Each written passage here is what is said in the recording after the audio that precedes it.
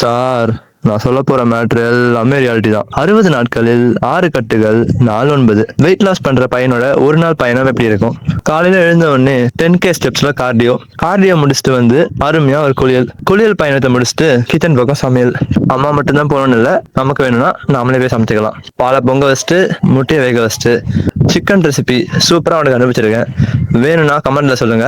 அடுத்த video vlog இல்லாம cooking video மாத்திரலாம். தேவையான பொருட்ஸ்லாம் சமைச்சிட்டு அதை அப்படியே வீடியோ எடுத்து எடிட்டிங் வேலையை முடிச்சிட்டோம். போர் அடிக்கும், ஸோ டெய்லி ஒரு படம் பார்ப்பேன். அப்படி இன்னைக்கு பார்த்த படம் தான் சிறுத்தை.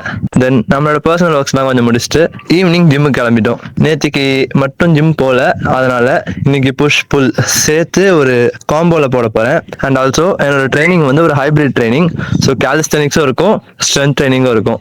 ஒரு வாரம் முடிஞ்ச கையோட எனக்கு வந்து நல்ல ரிசல்ட்ஸ் தெரியுது. இன்னும் 7 வீக்ஸ் இருக்குது.